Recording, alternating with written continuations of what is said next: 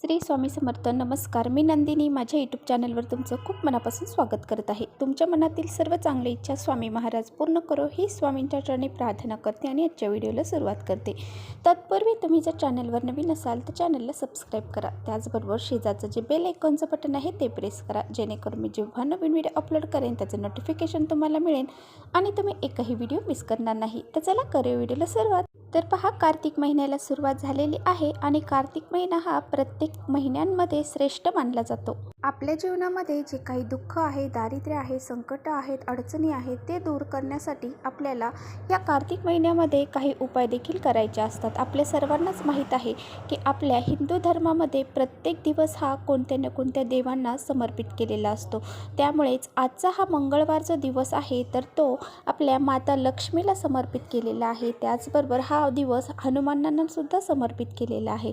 त्यामुळेच आज आपल्याला अन्नपूर्णा मातेला अशी एक वस्तू अर्पण करायची आहे ज्यामुळे आपल्या आयुष्याचं सोनं होऊन जाईल. तर पहा, असे हे छोटे छोटे उपाय जर आपल्या रोजच्या जीवनामध्ये जर आपण केले तर आपल्या जीवनामध्ये भरपूर सारे बदल होतील. म्हणजेच काय, आपल्या घरामध्ये माता लक्ष्मी ही प्रवेश करेन, त्याचबरोबर ती कायमस्वरूपी आपल्या घरामध्ये टिकून राहील. यामुळे आपल्याला असे हे छोटे छोटे उपाय प्रत्येक तिथीला, प्रत्येक वारांना करायचे असतात. आपल्या सर्वांनाच माहीत आहे की अन्नपूर्णा माता ही धनधान्याने पूर्ण असते. म्हणजेच काय, आपण जर मंगळवारच्या दिवशी अन्नपूर्णा मातेची काही सेवा केल्या, उपाय केले तर आपल्या घरावरती तिची कृपा ही कायमस्वरूपी राहते आणि आपल्या घरामध्ये धनधान्य, समृद्धी, आयुष्य, आरोग्य या सर्व गोष्टींनी संपन्न असं आपलं घर राहतं. आपल्या घरावर जर अन्नपूर्णा मातेची कृपा असेल ना तर आपल्या घरामध्ये वेगवेगळ्या मार्गाने आपल्या घरातून पैसा हा बाहेर जात नाही.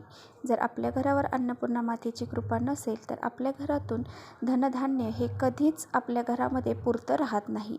आपल्या घरामध्ये सदैव धनधान्यांची अपूर्णता राहते. त्यामुळेच बघा, आपल्याकडून अन्नपूर्णा मातेची सेवा होणं, उपाय होणं खूप महत्त्वाचं आहे. आणि असे सेवा आणि उपाय आपल्याकडून जर अन्नपूर्णा मातेचे झाले तर आपल्या घरावरती धनधान्याची समृद्धी राहते आणि आपल्या घरामध्ये सुख, शांती, समृद्धी निर्माण होते. तर पहा, आज आपल्याला अन्नपूर्णा मातेला अशी एक वस्तू अर्पण करायची आहे ज्यामुळे आपल्या घरावरती धनधान्याची बरकत राहील आणि आपल्या घरामध्ये सदैव सुखशांती निर्माण होईल. तर अशी कोणती वस्तू आहे त्याबद्दलच मी आज व्हिडिओमध्ये माहिती तुमच्याशी शेअर करणार आहे. त्यामुळे व्हिडिओ कुठेही स्किप न करता शेवटपर्यंत नक्की बघा, जेणेकरून तुमच्यापर्यंत योग्य ती माहिती पोहोचली जाईल. तर बघा, आज आपल्याला काय करायचं आहे तर आपल्याला एक प्लेट घ्यायची आहे, त्यामध्ये अन्नपूर्णा मातेची मूर्ती ठेवायची आहे आणि त्यावरती आपल्याला 11 वेळा चमच्याने पाण्याने अभिषेक करायचा आहे. तर हा अभिषेक करताना ओम अन्नपूर्णाय नमः, ओम अन्नपूर्णाय नमः या मंत्राचा जप करत आपल्याला अभिषेक करायचा आहे. आणि जे अभिषेक केलेलं पाणी आहे तर ते आपल्याला आपल्या पूर्ण घरामध्ये शिंपडून द्यायचं आहे. तर पहा, अभिषेक करण्यापूर्वी आपल्याला आपल्या देवघरामध्ये छानसा असा तुपाचा दिवा लावायचा आहे. तुपाचा दिवा प्रज्वलित करूनच आपण हा अभिषेक करायचा आहे. आणि अभिषेक करून झाल्याच्या नंतर मूर्ती स्वच्छ करायची आहे, पुसून घ्यायची आहे आणि त्यानंतर परत ती प्लेट आपल्याला स्वच्छ करून घ्यायची आहे किंवा मग दुसरी प्लेट तुम्ही वापरली तरी चालेल.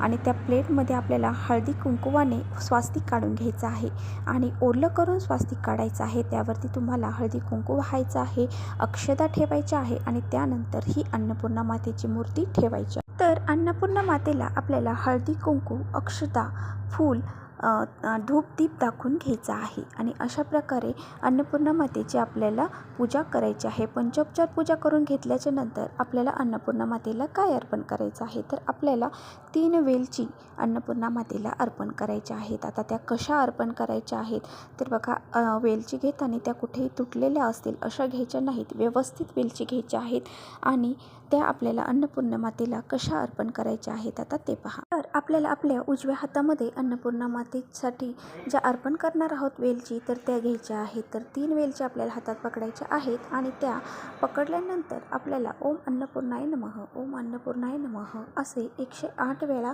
जप करायचा आहे. म्हणजेच काय, आपल्याला एक माळ आपल्याला अन्नपूर्णाय नमः, ओम अन्नपूर्णाय नमः या मंत्राचा जप करायचा आहे.